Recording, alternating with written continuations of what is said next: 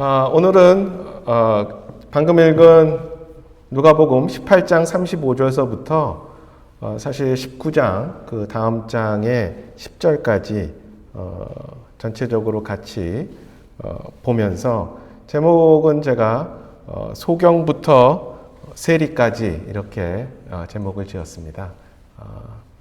그래서 누가복음의 말씀으로 말씀을 함께 나누고자 합니다. 오늘 본문은 그렇게 18장 마지막 부분에서 19장 초반에 이르는 그 말씀입니다. 예수 그리스도께서 여리고에 들어가기 바로 전부터 그곳에 이제 들어가신 바로 후에 그 시간대는 그렇게 됩니다. 성경을 읽다가 저는 두 사람이 눈에 들어왔습니다. 사실 그 두 사람을 이렇게 붙여서 생각해 본 적은 없었는데요. 이번에 말씀을 보다가 두 사람이 같이 이렇게 눈에 들어왔습니다. 바로 18장 후반에 있는 눈먼 사람 소경과 19장 초반에 나오는 세리 삭개오입니다. 구원이라는 것은 참으로 우리에게 소중하고 모든 사람에게 그렇죠? 모두에게 너무도 중요합니다. 구원이 감사한 것은 우리의 상황이 어떠하든지 모두에게 필요한 것이고 그 모두에게 제시되었다라는 것입니다. 오늘 저희는 이 두 사람을 같이 함께 보면서 구원은 참으로 모든 사람에게 제시된 것이구나 라는 것을 함께 살펴보고자 합니다. 공통점이 있고 또 다른 점도 있습니다.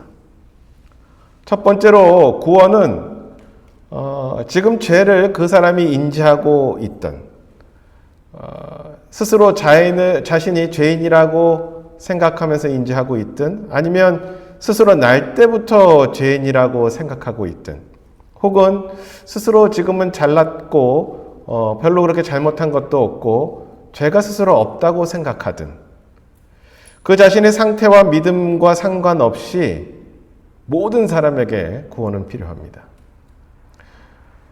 눈먼 자 18장 35절을 한번 보면요. 제가 다시 읽으면 그분께서 여리고에 가까이 오셨을 때에 어떤 눈먼 사람이 길가에 앉아 구걸하다가 이렇게 말씀하고 있습니다. 한 사람이 나오는 것이죠. 여기에 눈먼 사람입니다.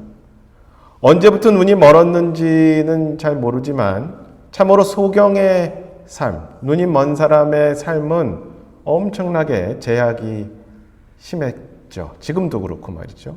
그러니 당시에는 얼마나 더 힘이 들었겠습니까? 저희 아이들이 학교에 갔다 왔다가 이제 나눴던 이야기가 하나가 있었었는데 우리가 눈이 먼 소경, 이 안 보인다라는 것에 대해서 오해를 좀 하고 있다. 그렇게 얘기를 하더라고요. 그래서 제가 그게 무슨 말인가 그랬더니 눈 먼 것을 체험하고자 할 때 우리가 이렇게 눈을 감고 이렇게 걸어보고 막 이렇게 하잖아요. 근데 이것은 소경이 느끼는 것하고는 완전히 다르다고 합니다. 그렇겠죠? 그래서 눈을 감으면요. 아직 우리는 시신경이 살아있으니까 우리는 어둠을 보는 겁니다. 어둠을 보는 거예요. 근데 소경, 눈먼 자들은요, 어떤 느낌인가 하면은, 이 팔꿈치로 보려고 하는 거하고 느낌이 똑같대요. 그냥 상상을 해보세요. 이렇게. 내가 보려고, 글을 읽으려고 이렇게 되는 거죠. 이렇게. 아무것도 안 느껴지잖아요. 내 팔꿈치에서. 그 장님, 소경은 그런 느낌인 거죠. 아무것도 안 보이는 게 마치 내가 팔꿈치로 글을 읽으려고 하는 느낌과 비슷하다 이거예요. 정말 상상할 수도 없는 제약이죠.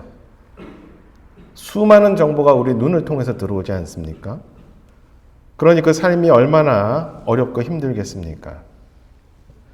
그 당시 이 소경들, 눈이 먼 자들이 할 수 있는 일은 특히나 더욱더 없었을 것입니다. 그러기에 그가 한 일은 길가에 앉아서 구걸하다가 이렇게 써 있지 않습니까? 구걸밖에 사실 할 일이 없었습니다. 겨우겨우 삶을 그렇게 연명했었던 것이죠. 그는 어쩌면 자기 스스로 죄 가운데 있기에 그렇게 소경이 되었다라고 생각할 수도 있습니다. 혹은 그의 부모가 죄를 지어서 자신이 그렇게 소경으로 태어났다고 생각할 수도 있습니다. 요한복음 9장을 보면 제자들이 예수님께 이렇게 묻는 장면이 나옵니다. 선생님이요, 누가 죄를 지었기에 이 사람이 눈먼죄로 태어났나이까? 그니까 아니면 그의 부모니까? 이렇게 물어본 장면이 나옵니다. 즉 그 당시 통념상, 사회적 통념상 누군가의 몸이 아주 정상적이지 않다면 그들은 부모 혹은 그 당사자의 죄 때문에 받은 벌이라고 생각했었던 것 같습니다. 이러한 통념 하에 이 장님 스스로는 자신을 비하했을지도 모릅니다. 자신이 실제로 특별히 죄를 지은 것이 없다고 느꼈다면 자신의 부모를 한탄했을 것이고, 자기가 무슨 사고나 질병으로 눈이 후천적으로 멀었다면 자신의 죄로 인한 것이라 생각했을 수도 있겠죠. 그의 생각이 어떠했든 그는 고침을 받기 원했습니다. 그 사람은 메시아, 주님을 필요로 했던 것이죠. 세리가 19장에는 나옵니다. 19장 삭개오라는 사람이 나오죠. 그는 세리도 보통 세리가 아닙니다. 그곳 세리 중 우두머리였다라고 표현이 되어 있습니다. 그리고 부자였다라고 표현이 되어 있습니다. 즉 우두머리 이렇게 얘기한 것은 그 여리고시의 한 세무서장 정도 됐겠죠. 세무서장. 당시 세리들은 백성들이 내는 세금을 거두어서 로마의 정부에 바치는 그 중간 역할을 했었습니다. 그 과정에서 서민들에게 불법으로 세금을 더 징수하고 그 차액을 자기가 갖고 이런 일도 번번이 했었던 것이죠. 그래서 백성을 착취하는 소위 강도 면허증이 있는 사람들이 바로 세리였습니다. 그러니 사람들이 얼마나 미워했겠어요, 이 세리들을. 그래서 사람들은 이 세리가 딱 봐도 죄를 짓고 자기 배를 불리는 거잖아요. 그러니 그 사람을 죄인으로 생각했습니다. 그러나 많은 정치인들을 보시기 바랍니다. 참 인면수심을 하고 있는 그런 사람들을 참 자주 보게 됩니다. 즉 인간의 얼굴을 하고 마음은 짐승 같은 그러한 사람들이죠. 어떻게 누구나 다 아는 그 거짓말을 저렇게 얼굴색 하나도 안 변하고 사람들 앞에서 어떻게 저렇게 얘기할 수 있을까? 정말 경이로울 때가 있습니다. 그런데 그렇게 나쁜 일을 하더라도 한번 얼굴을 두껍게 하고 사람들한테 그렇게 한다 하더라도 그를 통해서 이득이 많다고 생각되면 사람들은 얼마든지 얼굴 두껍게, 양심 두껍게 그렇게 할 수 있습니다. 아마도 그들도 양심 깊은 곳에는 잘하고 있는 것이 아니다라고 생각할지 모릅니다. 그렇지만 그 이득이 너무 크기에 얼굴 두껍게 앞에서 이야기를 하는 것이죠. 19장 7절, 8절을 보면은 이렇게 써 있습니다. 그들이 그것을 보고 모두 수군거리며 이르되 그가 죄인인 사람의 손님이 되려고 들어갔도다 하더라. 사람들이 그 삭개오가 죄인이라고 생각을 한 것이죠. 또 8절에 보면은 삭개오가 서서 주께 이르되 주여 보소서 내가 내 재물의 절반을 가난한 사람들에게 주겠사오며 만일 내가 거짓 고소하여 어떤 사람에게서 무엇이든지 빼앗았으면 그에게 4배로 갚겠나이다 하매. 이렇게 삭개오는 이야기를 합니다. 이 7절 8절을 이렇게 읽어보면 사람들이 모두 그를 죄인으로 생각을 했었고요. 삭개오를. 예수님을 만나기 전에 이미 삭개오 스스로도 잘못한 것을 알고 있는 듯한 그런 것을 우리가 간접적으로 8절을 통해서 알 수 있습니다.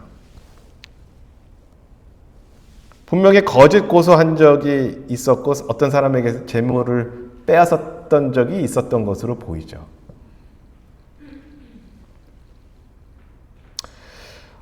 예수님을 만나기 전에도 그렇게 어쩌면 삭개오는 스스로 뭔가 찜찜한 양심 부자이긴 하지만 양심상 이건 좀 죄 같다 이렇게 느끼는 것들이 있었던 것으로 보입니다.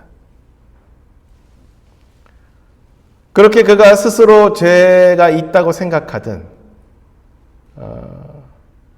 죄가 없고 단지 자신의 이 소경된 것이 죄를 물려받은 거라고 생각하든 이 눈먼 자나 세리나 모두 주님을 필요로 합니다.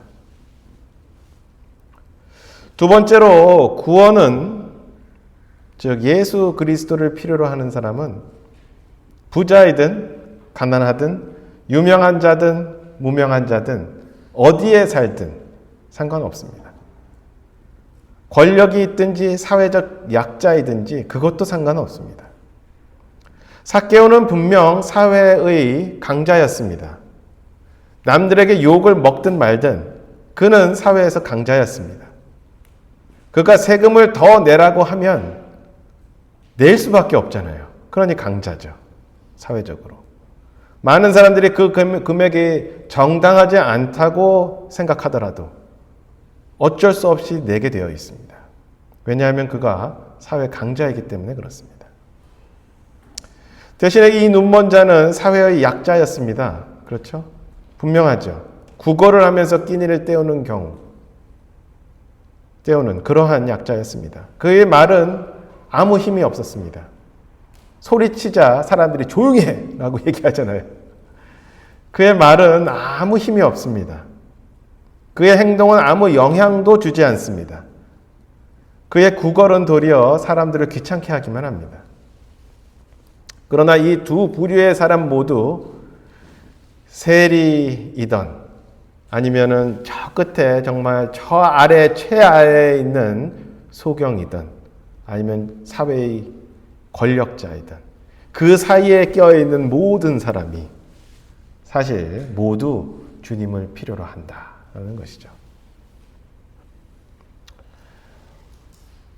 유명한 자든 무명한 자든 그것도 상관없습니다. 마가복음에는 이 소경의 이름을 바디메오라고 이야기를 합니다. 여기 지금 오늘 누가복음에는 이름도 안 나와 있어요. 그런데 바디메오라고 이야기합니다. 바디메오는요, 그 뜻이 뭔가 하면요, 디메오의 아들이란 뜻입니다. 그래서 성경에 이렇게 써요. 디메오의 아들 바디메오 이렇게 쓰여 있거든요. 그러니까 같은 말을 두 번 한 겁니다. 서울 역전 앞 이거하고 같은 거예요. 그러니까 제 이름이 정진용이 아니고 제 이름은 정원모 씨 아들이에요. 제 이름이. 그러니까 저를 부를 때 저희 정원모 씨 아들 이렇게 물어보는 거죠. 저를 부를 때. 이게 사실 무명이나 다름없습니다. 그렇죠? 심지어 마태복음, 누가복음 여기는 이름도 이렇게 나와 있지 않은 것이죠. 어쩌면 그 당시 그의 이름이 무엇이든지 상관없었던 것으로 보이기도 해요. 그러니까 저 사람은 누구죠? 저 사람은 디메도의 아들 아닌가? 이렇게 얘기를 하는 것이죠. 이름은 사실 그 사람의 존재를 나타냅니다. 그래서 김춘수 시 알잖아요. 꽃. 그렇죠?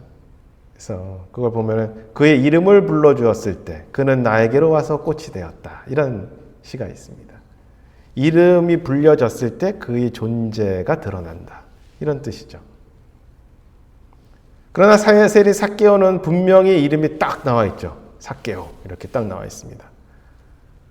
그의 이름은 아마 명성이 자자했을 것입니다. 그 도시에서 아주 악명이 높았겠죠. 악명이 높았을 것입니다. 세리의 우두머리가 됐으니 얼마나 대단하게 악명이 높았길래 우두머리까지 됩니까? 우리가 소위 조폭, 이 말단 조폭도 참 나쁘다 그러는데 조폭 두목이다 그러면 얼마나 나쁜 일을 그 안에서도 제일 열심히 했길래 두목까지 되나 이런 생각하지 않습니까? 얼마나 사실 백성들이 힘들게 했겠습니까? 그러나 그는 그렇게 이름이 있었습니다. 유명한 자든 무명한 자든 이 모두 주님을 필요로 합니다. 외모의 기준과도 상관이 없습니다. 어떻게 생겼든 모든 사람은 구원을 필요로 합니다. 한 사람은 눈이 먼 자였습니다. 참 얼마나 힘든 그런 몸을 갖고 있었던 사람입니까? 삭개오는 아시다시피 키가 작았습니다. 저도 작은 편이라서 아이들과 가족들로부터 자주 놀림을 당하는데 천국에 가면 한번 키를 재보고 싶습니다. 삭개오 형제와. 소경이든 아니든 키가 크건 작건 잘생기건 그렇지 않건 우리 모두는 주님을 필요로 합니다. 사는 곳도 상관없습니다. 한 사람은 여리고 밖에 있었던 것으로 보이고요. 사실 도시 안에 들어올 수도 없었겠죠. 그리고 아마도 도시로 들어가는 그 길목에 서서 주로 구걸을 했었겠죠. 사람들이 많이 다니는 곳이니. 세리는 여리고 안에서 아마 돈이 많은 부자였기 때문에 호화롭게 살았을 것입니다. 그가 어디에 살든 밴쿠버에 있든 서울에 있든 부산에 있든 저 시골에 있든 모두 상관없이 모두는 주님을 필요로 합니다. 우리가 지금 살펴본 것은 우리 상황과 처지와 상관없이 우리 모두가 사실 주님을 필요로 한다라는 것을 말씀드리고 싶었던 것이죠. 누구도 예외일 수 없습니다.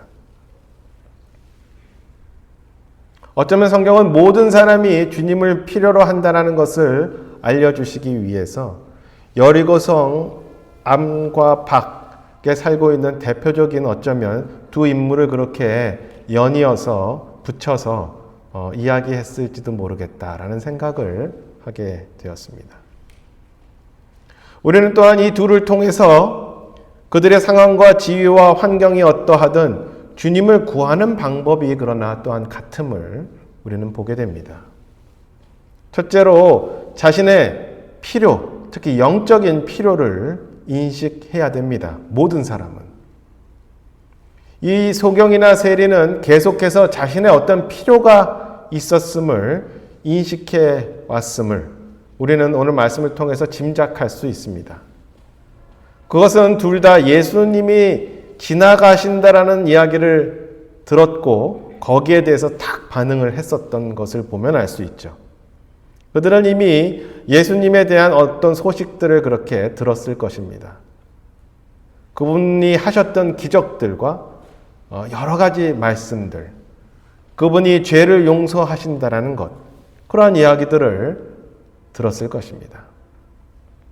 그들은 그간 살면서 갖고 있었던 소망이 있었고 그 소망이 오직 그 주님을 통해서 이루어질 수 있을 것 같다라는 것을 기대하면서 기다렸던 것이죠. 그렇게 모든 사람은 주님을 향한 어떠한 영적인 필요를 인식해야 됩니다. 두 번째로 주님께 자신을 보여야 합니다. 주님을 간절함으로 그렇게 불러야 하는 것이죠. 18장 36절을 보면 무리가 지나가는 것을 듣고 그것이 무엇을 뜻하는지 물으매 그들이 그에게 나사렛 예수님께서 지나가신다고 말하니 그가 소리를 지르며 이르되 다윗의 자손 예수님이여 내게 긍휼을 베푸소서 하거늘 이렇게 말씀을 하고 있습니다. 그 소경은 보질 못하기에 어떤 무리가 시끄럽게 지나가고 사람들이 모여있는 이전 같지 않은 어떠한 시끌벅적한 소리를 듣게 됩니다. 눈이 보이지 않으니 귀를 더욱더 쫑긋 세우고 사람들이 이야기를 막 이렇게 들으려고 노력을 했겠죠. 그리고 이전에는 이미 돌아다니는 소문 속에서 예수 그리스도에 대한 소문을 들었던 것이죠. 나사렛 예수님이 지나가신다고 했을 때 그는 소리 지릅니다. 다윗의 자손 예수님이요. 그는 알았습니다. 그리고 그는 외칩니다. 내게 긍휼을 베풀어 달라 하고 말이죠. 예수님이 다윗의 자손, 그분 메시아임을 소경은 믿었던 것이죠. 그리고 예수 그리스도를 향해 자기를 나타내며 소리를 지릅니다. 그에 대해 주위에 있던 사람이 좀 조용히 있으라고 핀잔을 줍니다. 그 핀잔을 준 사람들은 아마도 체면상 소리를 지르지 않았던 것으로 보입니다. 그렇죠? 그 사람이라고 왜 자기가 바라는 소망이 하나도 없었겠습니까? 있었겠죠? 그럼 자기도 불러야죠. 그러나 그들은 소리쳐 예수님을 부르지 않았습니다. 도리어 소리를 질러 예수님을 부르는 소경을 핀잔을 줍니다. 그들은 어쩌면 간절함이 없었거나 의심이 있었거나 어느 정도 살만했거나 아니면 믿음이 전혀 없었겠죠. 그냥 구경하러 나온 구경꾼일 수도 있습니다. 그러나 소경은 더욱더 소리를 질러 외쳤습니다. 소경은 분명히 예수님이 긍휼을 베풀 수 있는 존재라는 것을 믿었습니다.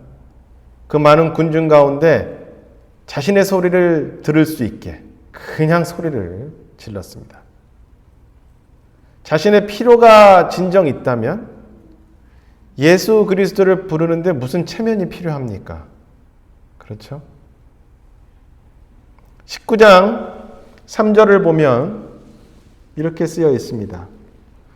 삭개오죠. 그가 예수님께서 어떤 분이신지 보고자 하되 키가 작음으로 밀려드는 무리로 인해 볼 수 없어서 4절 앞으로 달려가 그분을 보려고 돌 무화과 나무에 올라가니 이는 그분께서 그 길을 지나가시게 되었기 때문이더라. 아멘. 삭개오는 키가 작았습니다. 참으로 군중들 뒤에서 까치발을 하거나 먹점프를 해도 예수님을 볼 수 없었습니다. 아니, 예수님께 자신을 보일 수 없었습니다. 그래서 그는 무화과 나무로 올라갑니다. 예수님을 잘 볼 수 있었겠지만 예수님도 자기를 잘 볼 수 있게 나무 위로 올라간 것이죠. 간절함은 자신을 보이게 만들 어떤 수단들을 주위를 살펴보고 찾게 됩니다. 소리를 지르던 소경처럼 무화과 나무에 올라가든 그렇게 자신이 할 수 있는 것을 하면서 주님을 부르게 되는 것이죠. 세리 우두머리의 그 체면이 무슨 상관이 있습니까? 자신이 그렇게 절박한데 남들이 놀리면 또 어떠합니까? 간절함이 있으면 주님을 그렇게 불러야 하는 것이겠죠. 성경을 보면 많은 구절들이 주님께 외칩니다. 주여 나를 기억하소서 하고 말이죠. 간청합니다. 자신을 기억해달라고, 자신의 처지를 기억해달라고 그렇게 외칩니다. 예수님과 함께 죽은 양쪽 강도 중에 한 명도 그렇게 이야기하지 않습니까? 주여 주께서 주의 왕국으로 들어오실 때에 나를 기억하옵소서 이렇게 이야기합니다. 우리가 잘난 것이 없습니다. 목을 꼿꼿이 세우고 구원해 주시려면 해 주시던가 뭐 이렇게 하는 자세로 있을 그럴 존재가 아닙니다. 우리는 간절히 나를 구해 주시고 나를 기억해 달라고 간절히 주님께 외쳐야 하는 존재인 것이죠.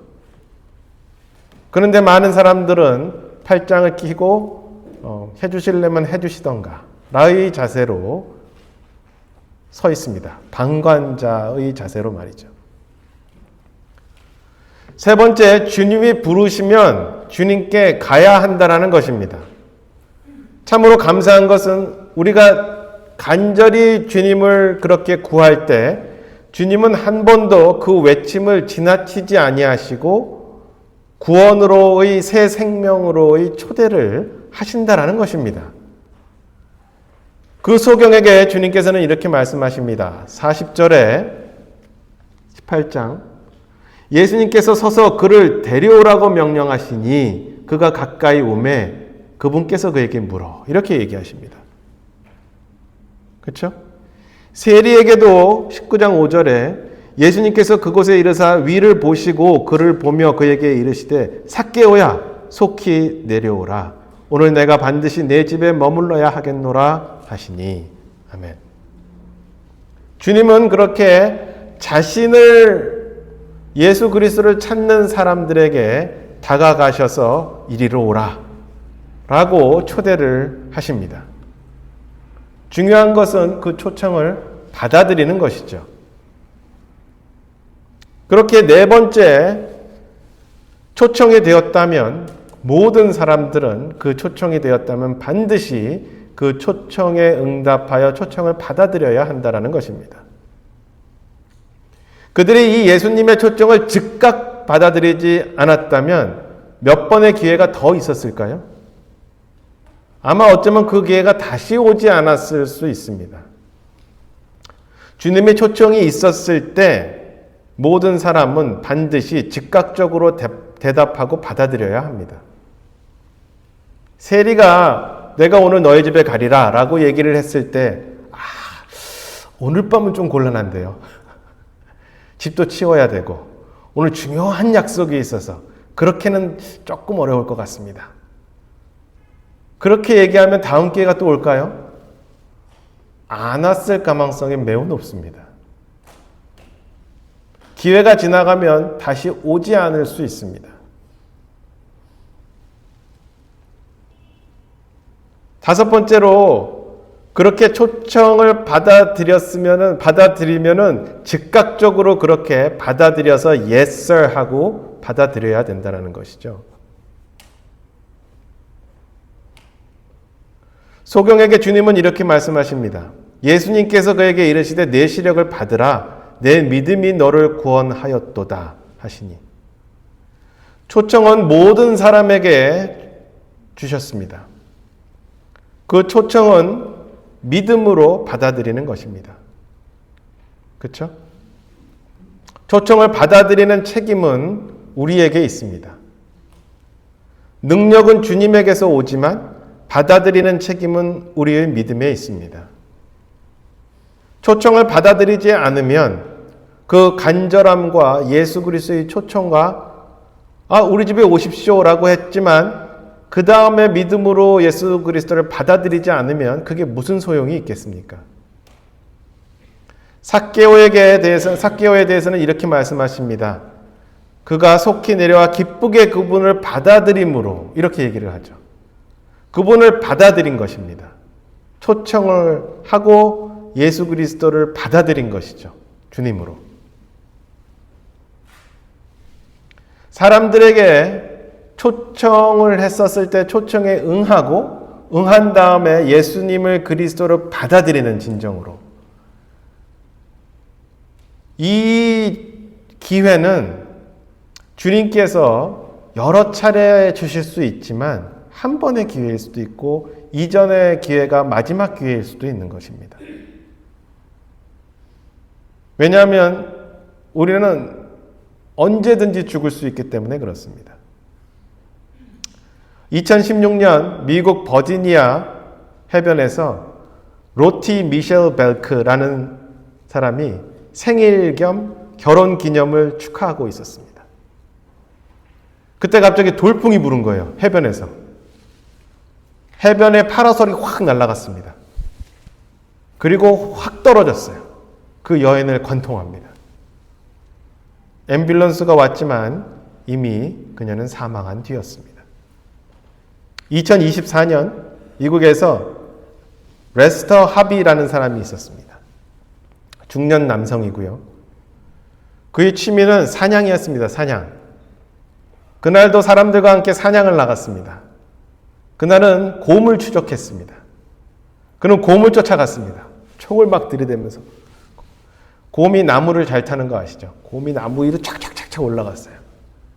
그는 잘 겨냥하여서 곰을 땅 하고 명중시킵니다. 그런데 그 곰이 나무에서 총을 맞고 떨어지면서 그 사람 위로 떨어집니다. 그래서 그 사람은 거기서 즉사를 하게 됩니다. 2019년 3월 미시시피에서 마가렛 마우어라는 사람이, 한 젊은 여성이 고속도로 휴게실에서 차를 대고 화장실을 갔다가 차로 다시 이렇게 돌아오는 길이었습니다.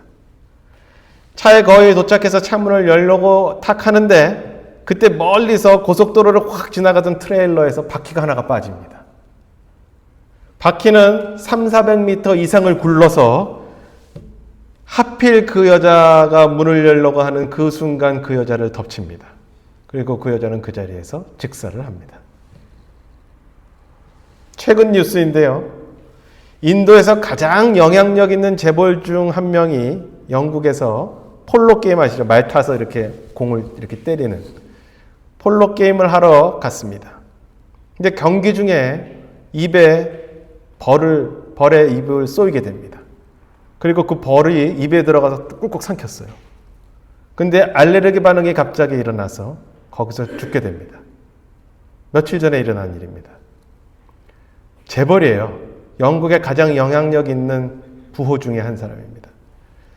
그가 그렇게 폴로 경기를 하다가 벌에 쏘이고 그 벌을 삼켜서 죽으리라고 예상을 했겠습니까? 아무도 못했겠죠. 이런 말도 안 되는 죽음이 사실 우리 주변에 너무나도 흔히 일어나게 됩니다. 기회는 항상 있는 것이 아니죠. 사람들은 주님의 초청에 즉각적으로 사실 응답해야 되는 것이고, 즉각적으로 그 초청을 받았을 때 받고 그리고 예수 그리스도를 받아들여야 되는 것입니다. 마지막으로 예수님의 초청을 받고 믿음으로 예수 그리스도를 구원자로 받아 거듭나게 되었다면 우리는 즉시로 주님께 그 은혜로 인해 주님께 영광을 돌려야 되는 것이죠. 18장 43절에 그가 즉시 시력을 받고 하나님께 영광을 돌리며 그분을 따르며 온 백성이 그것을 보고 하나님께 찬양을 드리니라. 아멘. 이렇게 쓰여 있습니다.